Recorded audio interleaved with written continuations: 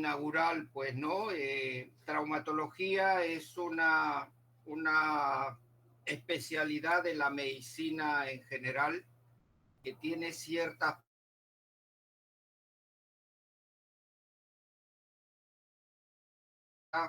es la evolución que ha tenido durante todo el tiempo, al menos desde que se practica la traumatología en el país. Todas las especialidades a través del tiempo han evolucionado, pero quizás quien ha evolucionado en un mayor porcentaje es la traumatología.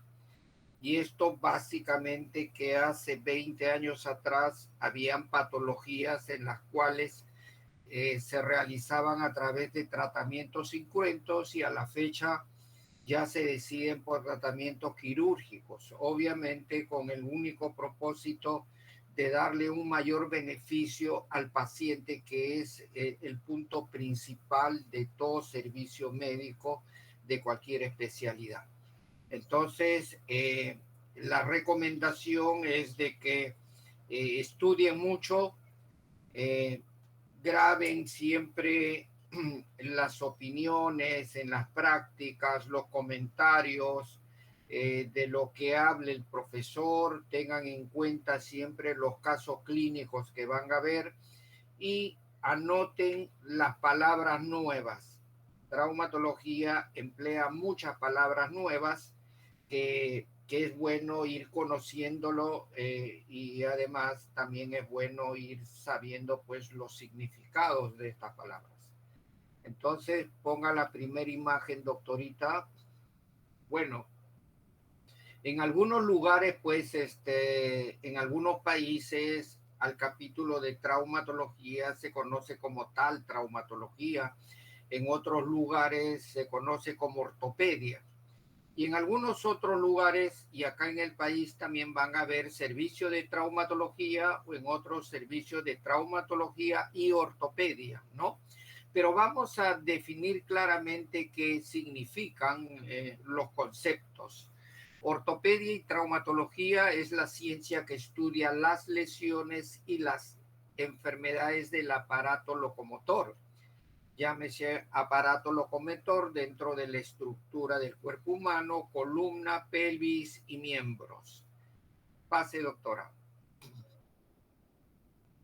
Ahora, la traumatología, si bien es cierto, estudia las lesiones del aparato locomotor causados por una energía traumática. A lo que corresponde, tendría que existir una energía traumática para que produzca la lesión.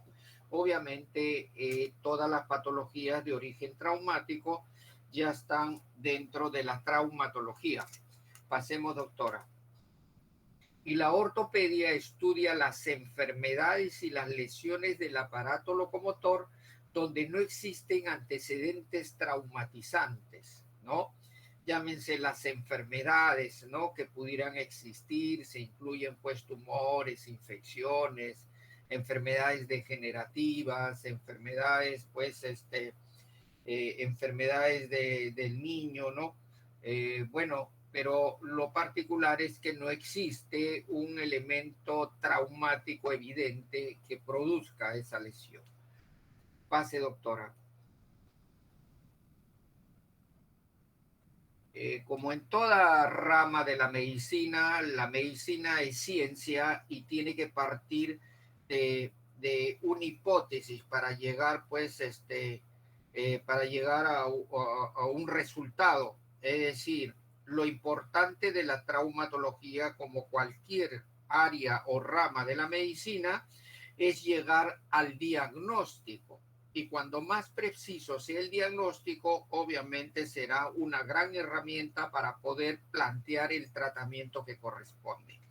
La medicina en particular tiene pues ya un documento muy importante que es la historia clínica, que nos permite recabar información, nos permite recabar y analizar signos, síntomas con los cuales el paciente se presenta a una consulta.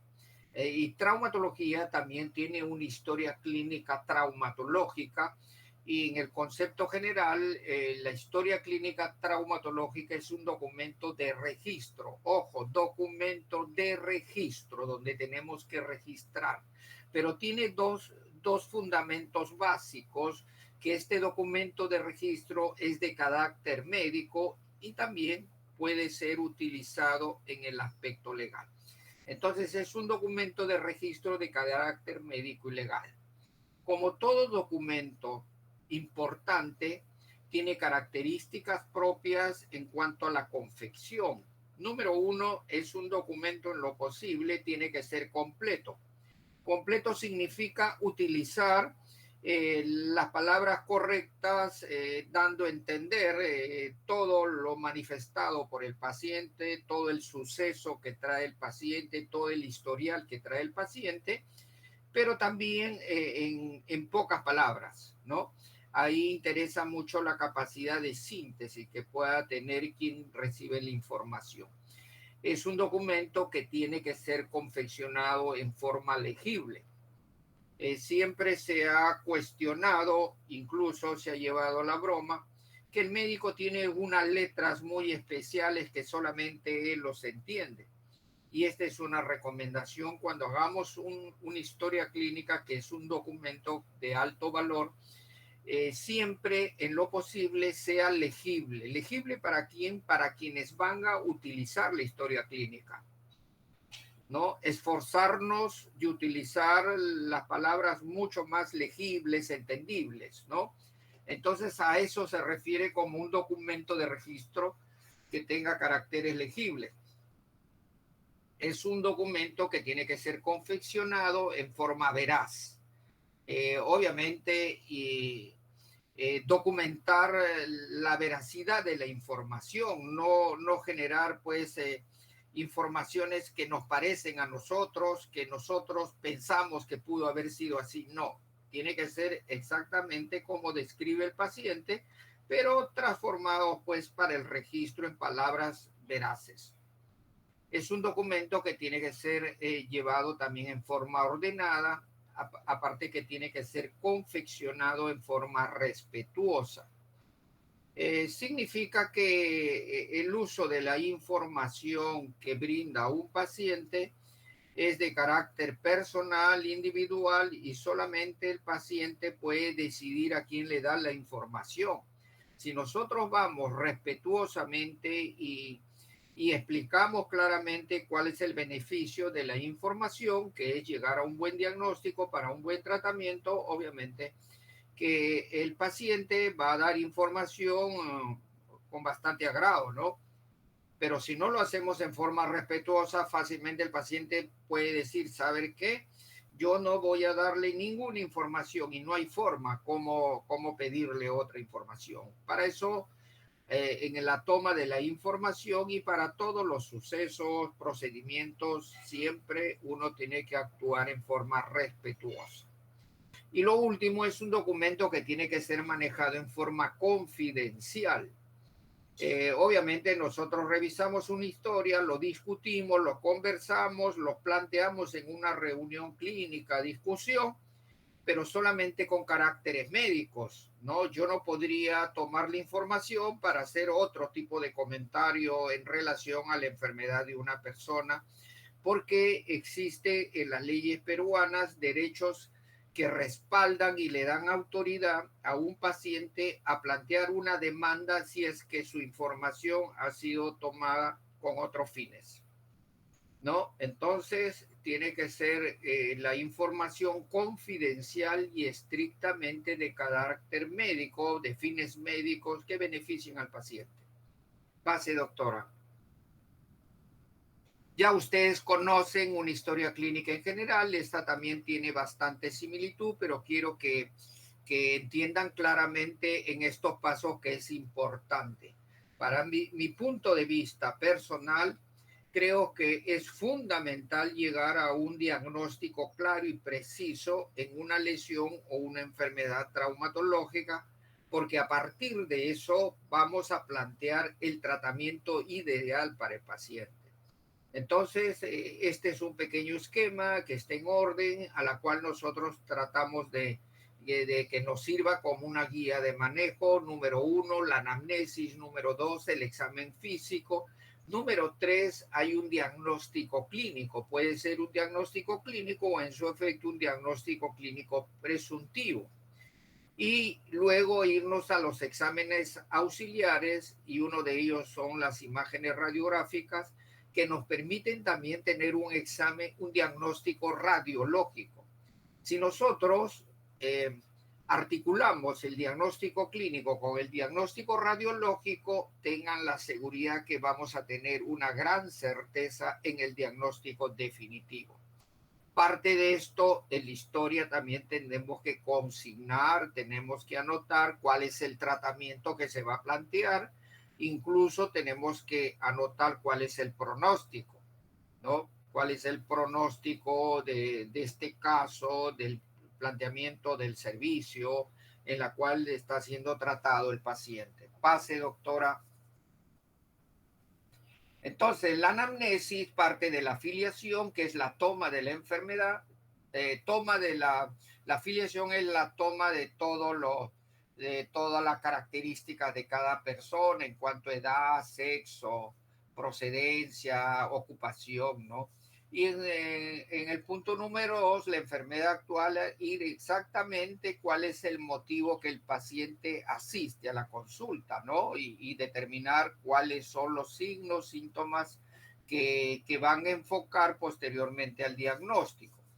Y lo tercero, también es importante para algunas enfermedades o patologías, son los antecedentes, ya sean personales o familiares. Llámense pues en pacientes con displasia de cadera, pacientes pues con enfermedades congénitas, pacientes que puedan tener algunas malformaciones y pacientes que son portadores de patologías tumorales, ¿no? Entonces, es bueno a conocer los antecedentes familiares en relación básicamente a la probable enfermedad que él trae. Pase, doctora. ¿Cuáles son las claves de una anamnesis? La edad es fundamental. Siempre la edad de un paciente es fundamental porque ustedes saben que el aparato musculoesquelético va teniendo cambios, va teniendo ciertas modificaciones dentro de la estructura osteoarticular a través de los años, ¿no? Entonces la edad ya nos permite saber cómo es esa articulación que estamos estudiando, ¿no? Lo otro que es importante y fundamental es cuál es la molestia principal, saber definir exactamente cuál es la molestia principal. En este caso, si hubiese un dolor, una impetencia funcional, una limitación al movimiento articular, tendríamos que ya ir asociando qué patología pudiera estar sucediendo para generar esos síntomas, ¿no? Es un mecanismo principal de ya ir entrenando la dirección o la mente hacia qué diagnóstico nos vamos a ir, ¿no? Entonces, el mecanismo de lesión también es fundamental porque van a ver ustedes en los estudios posteriores de la traumatología que siempre se menciona cuál es el mecanismo de la lesión, porque conociendo el mecanismo probablemente ya tengamos una idea qué tipo de lesión se está produciendo, ¿no? También es bueno saber si este paciente ya anteriormente tuvo una lesión parecida y que fue sometido a tratamiento, cómo se manejó la lesión o la enfermedad.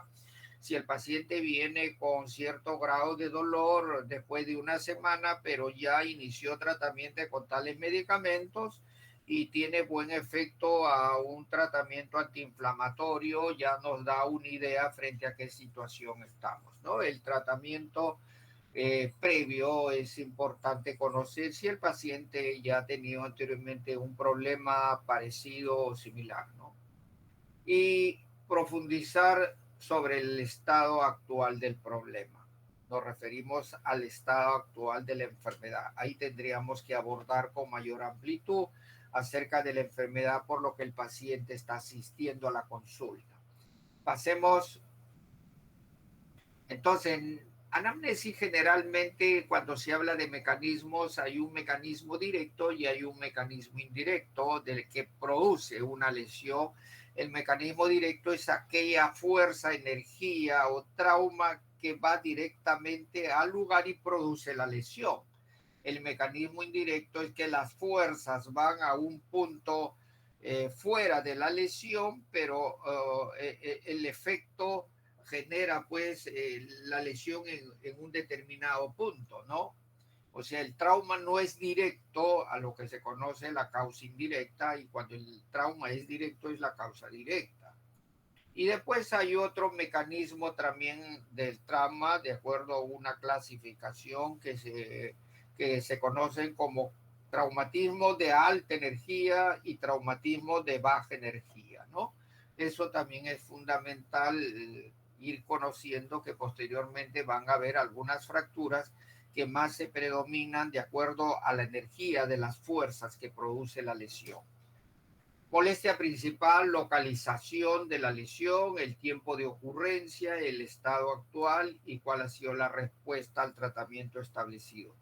Pase, doctora. Siempre en medicina en especialidades van a juntar pues algunos signos que son frecuentes o síndromes que son frecuentes para determinada patología. En traumatología también lo hay, ¿no? A la que se conoce como la tríada sintomática, que está formado por dolor, deformación, disfunción. Generalmente cuando hay una patología que está afectando una articulación. Hay dolor en esa zona articular, ha deformado esa zona articular y ha producido alteración en la función, o sea, son ya tres puntos a los cuales nosotros tendríamos que darle cierta prioridad desde el interrogatorio hasta la evaluación física de esa lesión, ¿no? Pase, doctora. Bueno, sigamos con los síntomas. El dolor como concepto y definición es una sensación subjetiva, ¿no? El dolor es algo subjetivo, el dolor que yo siento frente a un trauma de tales características de fuerza, el dolor en mi persona puede ser tres cruces, de repente esa misma intensidad del trauma, esa misma característica del trauma, en esa misma articulación, en uno de ustedes el dolor puede ser una cruz, lo cual indica que es algo subjetivo, como lo siente el paciente, ¿no? Entonces no hay nada típico para decir tal trauma produce un dolor de tres cruces o de dos cruces o de una cruz, ¿no? Siempre hay que entender que el dolor es propio de cada persona. Cada persona viene con su dolor asociado a los síntomas, ya tendríamos nosotros que ir tomando en cuenta para definir un probable diagnóstico. La evolución generalmente se mide la evolución a través del tiempo, puede ser agudo o crónico. Agudo en algunos casos más de 15 días, crónico después de dos semanas. Algunos consideran más de 3 semanas para adelante y es algo crónico. Como en el caso de las luxaciones que tienen otra medida, agudo es dentro de las 48 horas, ya crónico algunos consideran después de las 72 horas, ¿no? En una luxación. Tanto es así que hay una luxación dentro de las 48, 72, uno intenta hacer una reducción incruenta. Pero después ya de las 72 horas, 3, 4, 5 días, es mejor muchas veces no intentar porque podemos producir más daño. Entonces ya lo tendremos que hacer bajo anestesia, con otras condiciones, ¿no? La intensidad, la localización del dolor puede ser superficial, puede ser profundo o puede ser difuso, lo cual explica que nosotros ya tenemos que tener una idea. ¿Usted siente el dolor en esta zona superficial o usted solamente siente dolor cuando hacemos una presión profunda? Sí, mientras que sea el examen superficial, no siento nada, pero cuando ya hay manipulación profunda, siento el dolor. Entonces, esa podríamos considerar que hay un dolor en la zona profunda del muslo, en la cara anterior, ¿no? Y cuando el paciente no es claro en cuanto a su dolor, a veces superficial, luego se me va hacia adentro y ya podríamos considerar como un dolor de localización difusa. A lo que hablamos anteriormente, la intensidad del dolor puede ser leve, moderado o en todo caso puede ser severo. También hay que describir, paciente ingresa con un dolor severo, producto de una caída de una escalera de 1 metro, ¿no? Y es bueno describir, o es un dolor moderado, ¿no? Sirve también para quienes estamos revisando el caso, podamos tener una idea frente a qué situación podamos estar. Ahora, ¿cuál es el origen del dolor? El origen del dolor son varios en traumatología porque casi todas las lesiones que afectan el aparato musculoesquelético vienen acompañados fundamentalmente con dolor. Es uno de los signos uno de los síntomas más claros, ¿no? El dolor, porque también dolor vas a encontrar en enfermedades inflamatorias, enfermedades degenerativas, infeccioso, tumoral, neuropático. Esto nos hace saber o recordar que el dolor es propio del cuadro cíclico de lo que es una inflamación, ¿no? Entonces, generalmente la inflamación es la acompaña a cualquier disturbo o alteración de una zona afectada. Entonces, la inflamación es parte de la afectación o localización de una zona, ya sea traumática o de cualquier otro origen. Entonces, parte de la inflamación es el dolor. Pasamos, doctora. Examen físico, considerar peso, talla, tratar de evaluar desde el punto de vista de la inspección, la palpación, en el caso de ser articular, medir el rango articular. Hay que evaluar en algunos casos el examen de la marcha, si es que hay claudicación al caminar y en qué posición, ¿no? Es bueno evaluar un paciente también cuando está en marcha, ¿no? Un paciente que tiene una patología de partes blandas intraarticular de rodilla como una contusión meniscal, cada vez que camina va a haber una ligera claudicación cuando apoya ese segmento de esa pierna de la rodilla, ¿no? Porque genera inflamación, genera dolor. Entonces, pero si hay un gran dolor y el paciente, aparte del dolor, siento que se me traba la rodilla, yo seguiré pensando que es una lesión meniscal, pero ya no en una contusión, sino en una ruptura meniscal, ¿no? Y más aún, si en el interrogatorio dice, no, yo salté de una grada y cuando apoyé mi rodilla hizo una torsión, yo ya tengo casi el diagnóstico de una ruptura meniscal. Siempre ellos van a localizar el sitio dolor, si es en la zona medial de la rodilla o en la zona lateral. Si toda la patología abarca la zona medial de la rodilla, entonces clínicamente para mí es una ruptura del medial del menisco, ¿no? Pero lo que yo no voy a poder definir qué características tiene la ruptura del menisco. No le voy a decir tienes una un desgarro meniscal, o tienes una ruptura total, o tienes una ruptura compleja, una ruptura en asa de balde, no le voy a poder decir. Lo que sí puedo decir que hay una ruptura meniscal y que nos ayuda para definir a precisión el grado de lesión del menisco es una resonancia magnética.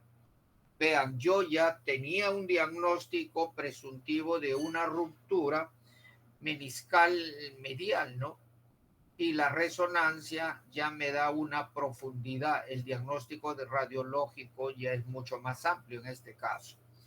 Pero si uno los dos criterios, ya tengo un diagnóstico definitivo, indudablemente voy a tener, mire, guarde reposo, usted va a ser intervenido, hay que tratar de quirúrgicamente, artroscópicamente esta lesión meniscal, estos son sus beneficios, este es el pronóstico que tiene posteriormente después de la operación, ¿no? Miren cómo ya hemos llegado solamente evaluando examen de la marcha. Siempre en toda lesión, ya sea traumática, degenerativa, pero fundamentalmente en las lesiones de tipo traumático, hay que hacer una evaluación neurológica, porque hay nervios que también se afectan secundariamente a la afectación de la estructura ósea. Ejemplo, una fractura diaficiaria de húmero, que el paciente tiene un dolor moderado a pesar de tener la fractura, pero le preocupa mucho que la mano se le cayó, o sea, esa mano, mano péndula, mano en gota, ¿no? Y el paciente le preocupa tanto que va a la consulta al día siguiente porque me he caído, me he golpeado el brazo, me duele, pero me preocupa la mano que no la puedo levantar. Clínicamente para mí es una lesión del nervio radial que tiene otro tipo de tratamiento adicional a la fractura, ¿no? Pero eso se va a ver si es que nosotros siempre tenemos en cuenta que lesiones neurológicas secundarias a una patología, ya sea traumática, infecciosa, degenerativa. Nunca olvidar tampoco hacer una evaluación vascular, siempre después de cada lesión, una luxación posterior de rodilla. Una de las complicaciones mayores es pues una compresión vascular de la arteria poplitea, ¿no? Y eso me preocupa más que la propia luxación. Tengo que hacer la reducción inmediata. Y reducción significa pues la maniobra de colocar la rodilla en su posición anatómica habitual. Pase, doctora. Esta es la inspección. Mientras que el dolor era una manifestación subjetiva, en la inspección la manifestación es objetiva porque describe todo lo que vemos, ¿no? Ya sea en una lesión, ya sea en una enfermedad del aparato musculoesquelético. Acá hay un señor que nos está mostrando la cara anterior, anteromedial de los brazos, pero notamos que hay algo que no está correcto, ¿no? Y lo que no está correcto da la impresión de ser el brazo derecho. Hay un aumento de volumen en la zona proximal anteromedial, aumento de volumen. Hay un surco por debajo de ese aumento de volumen y hay una desproporción en la masa muscular en la zona distal del lado derecho. Esto es típico de una ruptura tendinosa del bíceps, ¿no? Del bíceps braquial, del músculo bíceps braquial. Esta es una ruptura tendinomuscular del bíceps. Miren, solamente con la inspección ya llegué al diagnóstico.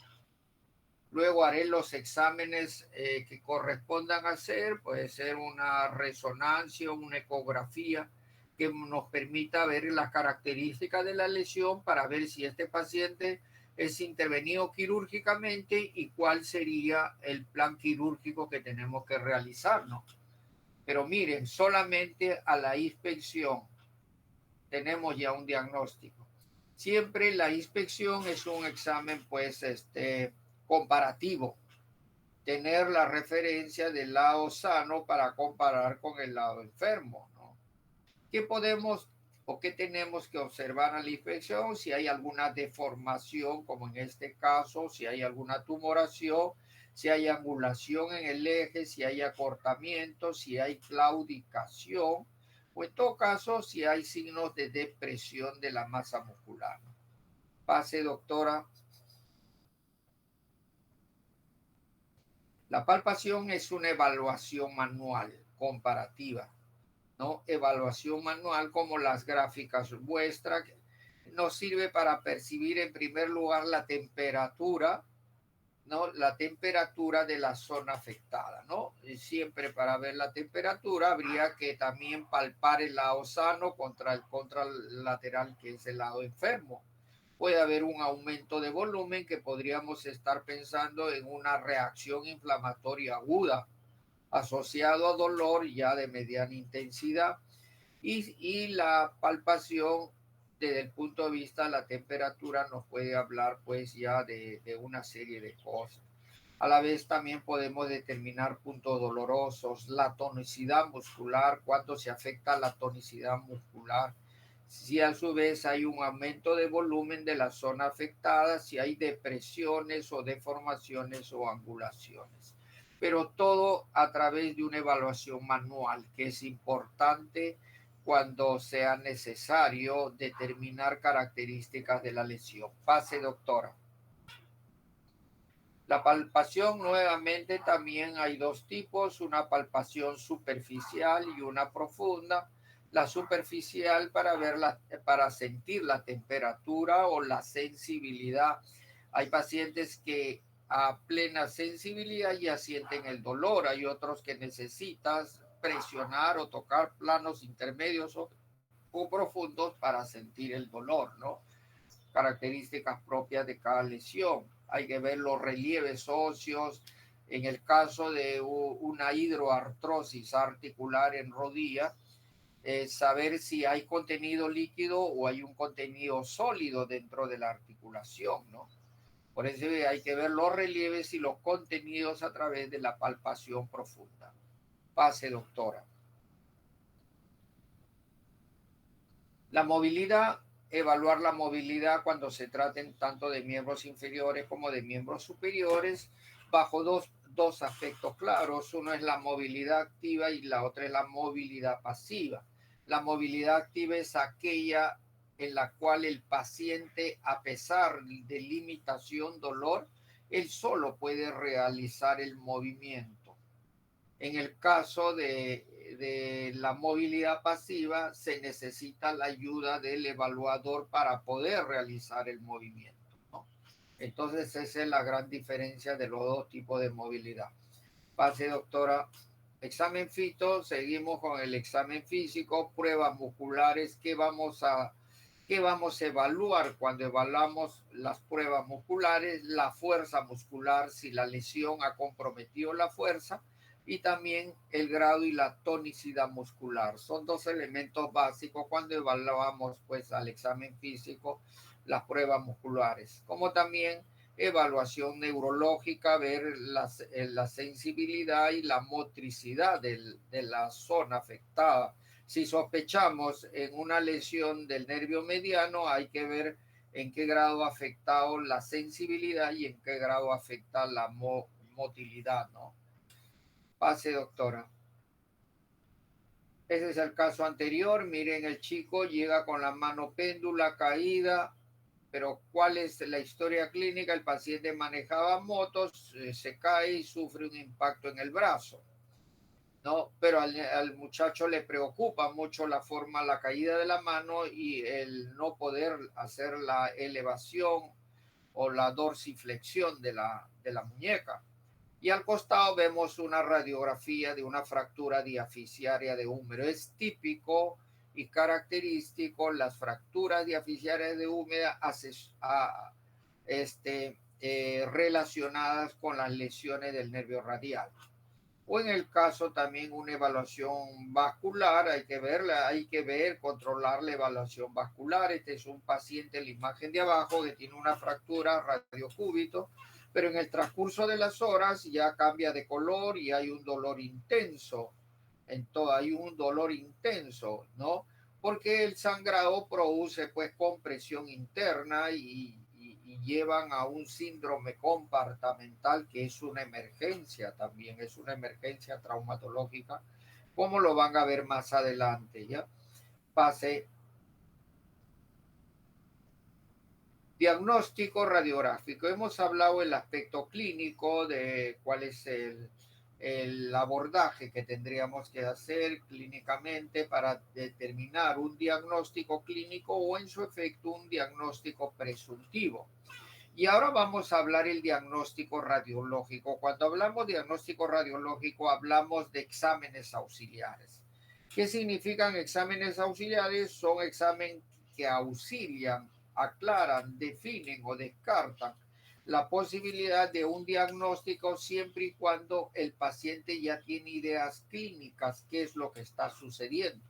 Siempre la radiología es un examen auxiliar que va a aclarar bajo esos aspectos y va a ser de gran ayuda para el diagnóstico o la precisión del diagnóstico. Entonces, hay exámenes secundarios. En este caso, para la traumatología, el examen más usado es el diagnóstico radiológico o los estudios radiográficos. Y cuando hablamos de radiografías, hay radiografías que son simples, hay radiografías que son posicionales o hay radiografías funcionales. Cuando hablamos de radiografías simples y queremos solicitar una radiografía en el brazo, ya los técnicos en radiología saben que deben de tomar una frontal y lateral, que es las incidencias típicas y clásicas. Pero ¿qué pasa si nosotros queremos otra incidencia que nos permita percibir mejor la lesión? Ya solicitamos radiografías posicionales que básicamente de acuerdo a la incidencia que nosotros queremos ver. Y hay otro grupo de radiografías que se llaman funcionales, que se toman en pleno movimiento de una articulación. ¿No? Yo quiero una radiografía funcional, es para ver cómo se comporta el hueso en movimiento y qué pueda detectar pues la radiografía, qué ayuda nos puede dar cuando este segmento se encuentra en movimiento. A eso se llaman las radiografías funcionales. Otro examen también que es muy solicitado en traumatología son las tomografías axial computarizadas, que generalmente son una serie de cortes. Actualmente están en 64, 72 cortes. Y lo característico es que son de dos tipos, uno de sustracción, uno de reconstrucción. Si nosotros queremos estudiar el sacro por la vía anterior, tenemos la pelvis. En este caso de sustracción, elimina la pelvis y nos puede captar solamente lo que queremos ver. Sustrae, si tenemos una fractura en la articulación glenoide del hombro que no puede percibir con facilidad, la tomografía elimina la cabeza del húmero y solamente nos puede captar la parte de la glenoide posterior. Elimina lo que se antepone, por eso conoce la de sustracción. Y hay unas tomografías de reconstrucción, una fractura en 20 segmentos. La tomografía tiene la capacidad de reconstruir, de unir todos esos fragmentos y nos puede determinar cuántos fragmentos tiene la fractura, qué características. Si hay un fragmento grande, sabemos que vamos a utilizar 2 tornillos, y si hay un pequeño fragmento intrascendente, sabemos que ese fragmento lo podemos eliminar sin mayor complejidad ni consecuencia. Entonces, en traumatología tenemos no solamente que conocer, sino también saber cuáles son sus particularidades que nos puedan aportar mayor información a los estudios que realizamos. El otro examen que es muy importante es la resonancia magnética. Este examen, mientras que la tomografía está más para las estructuras sólidas, la resonancia magnética está para las estructuras blandas. Las estructuras blandas, como en el caso de una articulación, estudia perfectamente ligamentos laterales, ligamentos cruzados, meniscos, tendones, músculos a mayor precisión, mientras que la tomografía tiene un mayor alcance en estructuras sólidas, puede estudiar un hueso a todo nivel que nosotros queramos conocer cómo se está comportando. Pase, doctora. También usamos otros exámenes auxiliares, como es la gamografía, la ecografía, la densitometría ósea, electromiografía. Recomendación: en un país diverso como el nuestro, siempre busquen los buenos exámenes ya al margen de lo que son instituciones, hospitales, seguros, policiales que tienen buenos equipos.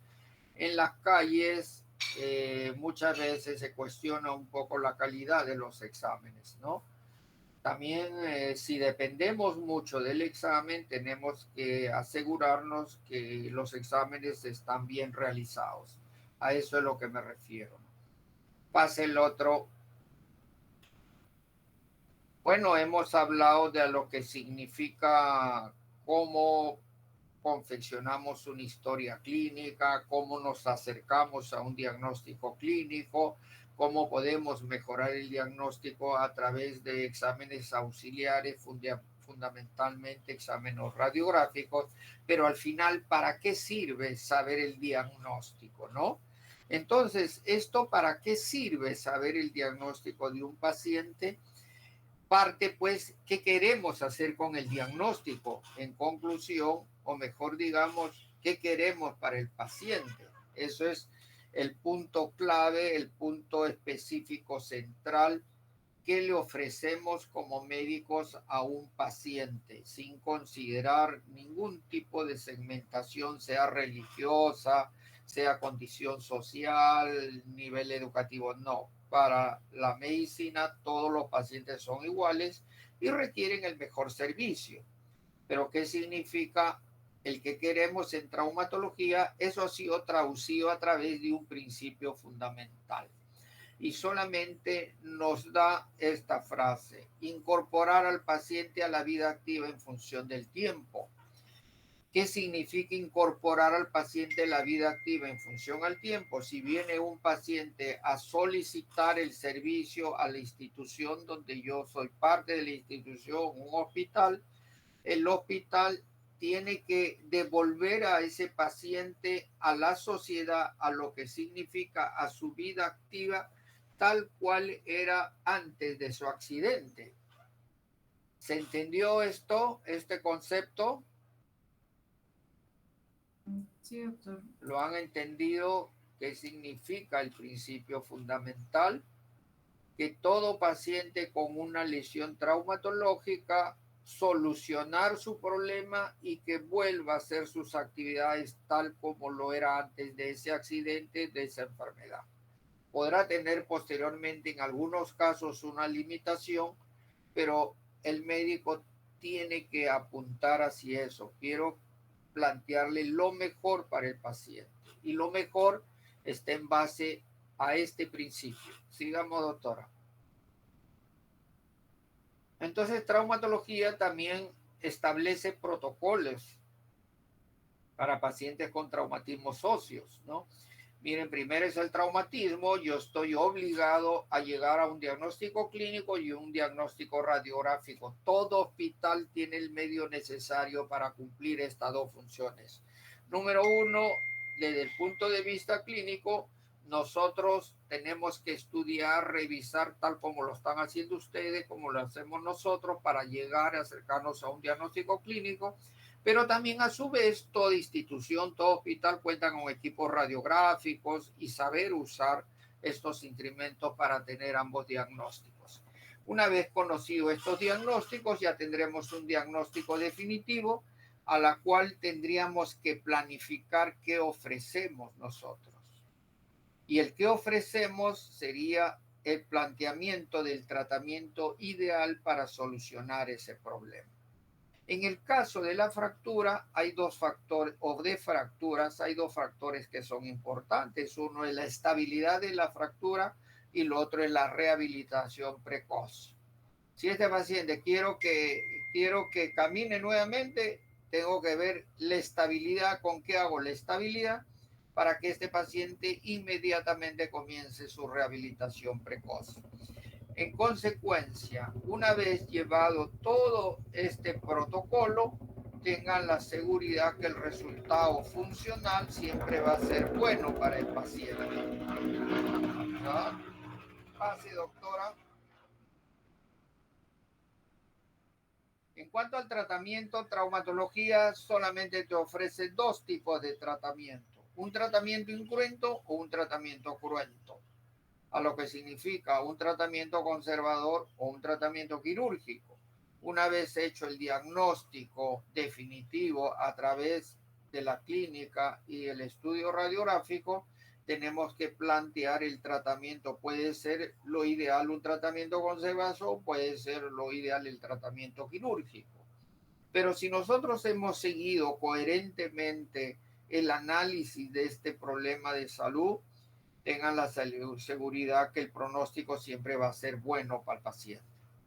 Siga, doctora. infinidad de cirugías que probablemente van a ver ustedes más adelante, van a conocer ustedes la variedad de cirugías. Estoy seguro que al final del capítulo ustedes van a tener una idea clara de cada caso de qué se trata. Eso es lo que quiere como propósito la cátedra de traumatología. No que sean expertos traumatólogos, pero que tengan los conocimientos básicos de tal manera que ustedes como parte del sector salud posteriormente tengan una idea cuando venga un paciente traumatológico, ¿no? Qué realizar y qué coordinaciones pueden hacer para ser visto en las mejores condiciones. Pase, doctora. Bueno, es lo que hemos planteado, pues es una evaluación, qué es lo mejor, qué es lo que se debe de hacer, pero sin embargo, hace muchos años atrás, cada país, cada sector, cada hospital trataba de mejorar de acuerdo a sus posibilidades, de acuerdo a las facilidades que ellos podían tener, ¿no? Y no se sabía realmente si es que los resultados eran eficientes con todos y para todos. Y esto sucedía en todos los países. Y más o menos ya en los años 50, traumatólogos de diferentes países coincidían que claramente que cada país avanza de acuerdo a cómo ellos ven la traumatología, ¿no? Entonces se organizaron y dijeron, vamos a generar una organización que vele por el conocimiento universal, ¿no? A hacer estudios y promover la investigación para que todos tengan un tratamiento eficiente y que todos marchen bien. Y a esto en el año 58 se creó la organización AO se llama, ¿no? La Asociación para el Estudio de la Osteosíntesis. Y esto fue creado en la ciudad de Davos, que es en el país de Suiza, en el año 58. Es una organización de estudio y de investigación acerca de las técnicas quirúrgicas, qué implantes, por qué prótesis, por qué placas, por qué tornillos, por qué clavos, y ellos a la fecha siguen estudiando y dan siempre charlas de capacitación, dan normas del manejo y todos los traumatólogos del mundo respetamos siempre las recomendaciones que nos da este grupo AO porque beneficia a todos los pacientes de todos los países. Sigamos, doctora. Esta era la ciudad de Davos, retroceda, ¿no? Una ciudad en Suiza, miren, bien alejada, donde solamente investigadores, traumatólogos, habían bioquímicos, habían físicos, habían químicos que estudiaban acerca de las fuerzas, acerca de la energía y que la biomecánica de la articulación, cómo actúa cuando se tiene esta lesión, o sea, es una organización muy técnica y muy científica quien da las pautas a nivel mundial, el grupo AO, ¿no? Pase, doctora. Entonces, este grupo dijo, bueno, hay pacientes que queremos que se incorporen rápido, en buenas condiciones, tiene que ser operado en las mejores condiciones. Y comenzó a dar algunas normas, algunos principios básicos. Para el tratamiento quirúrgico, este grupo dio principios básicos de la O y dio 4 principios importantes para todo cirujano traumatólogo que va a entrar a operar una fractura.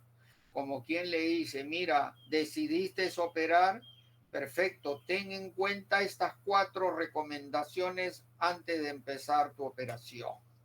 Uno, tienes que darle una buena reducción anatómica. Trata de primero organizar la fractura como si no hubiese pasado nada. Vean ustedes la imagen nomás, ¿ya?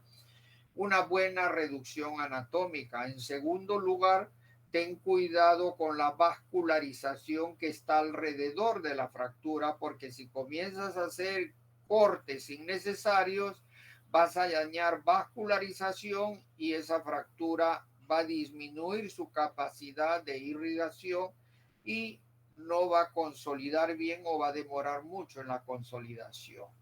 El tercer principio, preocúpate en darle una buena estabilidad a la fractura a través del clavo, placa o tornillo. Mira dónde va a ir colocada la placa, qué tornillos van a llevar para que sea un elemento sólido con buena estabilidad. Hecho las tres primeras recomendaciones, la cuarta, ni bien termines tu operación, 24, 48, 72 horas, ya el paciente tiene que estar movilizando su articulación o su zona afectada. O sea, estos cuatro principios son fundamentales para tener un mayor pronóstico en el manejo de una fractura para cada paciente. Pase, doctora. Entonces, ya hablamos algo de lo que significa tratamiento quirúrgico. El tratamiento quirúrgico, si nosotros nos concentramos, tiene sus etapas. Uno, la planificación. Yo no llego y digo qué cosa hay que operar, qué cosa tiene. No, es mejor ya saber antes de entrar a operar cuál es el diagnóstico preciso, cuál es la clasificación de la fractura, porque cada fractura, de acuerdo a la clasificación, tiene características propias. Yo inmediatamente voy a operar el fémur distal, tengo mentalmente que conocer cuál es la anatomía quirúrgica de esa zona, ¿no? Tengo que saber qué materiales tienen para la operación y cuál es el ideal, yo lo tengo que saber. Y lo otro que es importante, el momento quirúrgico. ¿Qué es el momento quirúrgico? ¿Qué es el tiempo quirúrgico? El tiempo quirúrgico es el tiempo de la cirugía. O sea, cuando se está realizando la cirugía desde el comienzo hasta el término, se mide a través de un tiempo. Puede ser 2 horas, hora y media. Ese es el tiempo quirúrgico.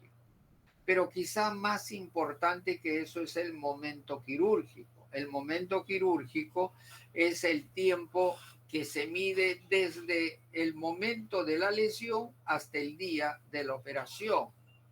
Y todos sabemos que las fracturas tienen un tiempo promedio y tienen un tiempo fundamental, digamos, que es importante, que es en la primera semana. Yo tengo que operar una fractura en la primera semana. Bueno, lo puedo hacer en la segunda semana, pero no hacerlo en la cuarta, quinta, sexta semana, porque todos sabemos qué sucede en las fracturas en cuanto a la fisiopatología de la lesión. Menor pronóstico de cicatrización cuando operó después, menor vascularización, menor irrigación en la zona fracturada a través del tiempo. Hay zonas escleróticas en la zona fracturaria que no me van a permitir, o sea, hay muchas desventajas, más ventajas hay operar dentro del tiempo promedio que es en la primera y algunos casos dentro de los 10 primeros días, ¿no? Entonces, todos esos tiempos generalmente se conoce como el momento quirúrgico. ¿Cuál es el momento quirúrgico ideal? La primera semana es fundamental, ¿ya? Y tanto así puedo dar ejemplos. ¿Por qué en una clínica se opera dentro de los primeros 5 días? ¿Y por qué en un hospital los pacientes están operados después del 20, 30 días? ¿Quién se perjudica? Se perjudica el paciente. Entonces, siempre a quienes de ustedes deciden hacer una actividad quirúrgica, siempre tengan en cuenta el momento quirúrgico. Hemos hablado acerca de la planificación del tratamiento. Lo otro es la ejecución propiamente dicha del acto quirúrgico. Hay que saber cuál es la posición del paciente en sala de operaciones, conocer cuál es el abordaje adecuado para ese tipo de lesión. Tienes que conocer cuál es la técnica quirúrgica, no solo del abordaje, sino de la colocación, ya sea la placa, ya sea el clavo endomedular. Y también no olvidarse de cerrar todos los planos perfectamente. Si nosotros hacemos la planificación y la ejecución de acuerdo a estas normas que estamos presentando, tengan la seguridad que el resultado final va a ser bueno. Pase, doctora. El pronóstico es un elemento importantísimo que depende mucho, en el caso de las fracturas, de una buena estabilidad y de una rehabilitación precoz. Aquí acompañamos una imagen. A mí me llamó la atención porque esta imagen yo lo he visto la primera vez cuando era muy joven. Y miren, ya de hace años ya tenía el concepto cómo manejar la fractura, una buena estabilidad y rehabilitación precoz. Miren, de esos años, ya debe tener más de 50 años esta imagen, pero ya había una idea y guarda relación un factor que es importante, el pronóstico, que va a depender de una buena estabilidad y de una rehabilitación precoz. Pase, doctora. Hay una serie de patologías que se ven en traumatologías que corresponde, aparte de las patologías traumáticas, hay algunas otras patologías como son las degenerativas, patologías inflamatorias, patologías metabólicas, infecciosas y tumorales. Esto lo estoy mencionando porque cada uno de estos va a ser motivo para dos clases en las teorías. Entonces, a manera de información, que no todo es fractura, claro que la gran incidencia de patologías traumáticas derivan en fracturas y es lo que vemos al día a día, ¿no? En las emergencias sobre todo. Y lo ideal es que ustedes tengan conocimiento y criterios amplios para el manejo de una fractura, porque ustedes van a ser parte del sistema. De acá a un par de años van a estar en el internado y el internado gran parte lo hacen en emergencia y van a recibir fracturados. Ya tener una idea qué hacer cuando viene un paciente con diferentes características. Y más aún, después del año, al siguiente año, año y medio, ya van a ustedes estar en un centro de salud del país, como cabeza del sistema del centro médico, la posta médica, también viendo pacientes y van a que tomar decisiones. Entonces, ese es uno de los objetivos de la traumatología, brindar conocimientos básicos, aplicables y que tengan conocimiento el qué hacer frente a determinada situación. Pase, doctora. Emergencias traumatológicas. Todas las especialidades tienen sus emergencias. Traumatología también tiene su emergencia, ¿no? ¿Y cuáles son las emergencias hasta la fecha en traumatología? Son 4: fracturas expuestas, síndrome compartimental, luxaciones y artritis sépticas. Claro que hay algunas otras patologías que ya deberían ser consideradas emergencias, pero todavía no están consideradas como tal. Pero la respuesta en los hospitales ya se considera otras patologías que se puedan manejar como una emergencia. Pase: politraumatismo, fracturas expuestas. Estas son imágenes reales, pacientes que han llegado a los hospitales, han sido manejados, pacientes con múltiples fracturas y bueno, ya a medida que pase el curso se van a dar cuenta de qué tipo de fracturas son, fracturas expuestas, cuál es el manejo, cuáles son las complicaciones. Pase, doctora. Traumatología y ortopedia, en conclusión, investiga, restaura, preserva. Es una ciencia médica que no está viendo en un acto quirúrgico, hay que sacar esto y eliminar. No, a lo contrario, hay que reconstruir, hay que preservar estas piezas, este fragmento del hueso, este pedazo de músculo, ¿no? Entonces investiga, restaura, preserva el aparato musculoesquelético a través de mecanismos de tratamiento incruento y cruento para devolverle al paciente la función y la estética de la zona afectada. Pase, doctora. Trauma, politrauma, importante diagnóstico clínico radiológico, inmediatamente la planificación, la ejecución Y luego los resultados. Obviamente todos queremos que los resultados sean los esperados, los mejores para todos los pacientes. Pero ¿cómo podemos ir mejorando constantemente? Porque constantemente tenemos que ir reevaluando nuestra planificación y resultados a lo que se llama y en qué fallamos o en qué podemos mejorar. Revisa tu planificación y tus resultados y vas a entrar al círculo virtuoso de la mejora continua, ¿no? Al igual, un colega de ustedes saca alta nota y otro colega sale baja nota y diré, pues, ¿en qué fallé? Verá cómo se planificó para estudiar, cuántas horas estudió, cuál fue su método de estudio. Y eso va a justificar el resultado. Y eso en función a esta nota que saqué. En el próximo voy a mejorar mi planificación y seguro que va a mejorar mis resultados. A eso se llama la mejora continua y esto se aplica en cualquier acto, no solamente de la vida diaria, sino en procesos ya sean asistenciales, ya sean administrativos. Pase. En conclusión, traumatología, como van a poder ver ustedes, es una ciencia. Y todo lo que es ciencia es investigación. Pero también es un arte. Pero por encima de ciencia y arte es humanismo. Es buscar el bien común de las personas. Es buscar el bienestar general. Es buscar que las personas cumplan sus objetivos de vida. Traumatología es el compromiso con el bien y la verdad. Hacer el bien y siempre ir con la verdad a los pacientes. Trauma genera consecuencias físicas, psicológicas y sociales, pero siempre con el compromiso de hacer el bien y la verdad. Pase, doctora. Esta imagen lo vengo presentando porque ustedes también se van a dar cuenta.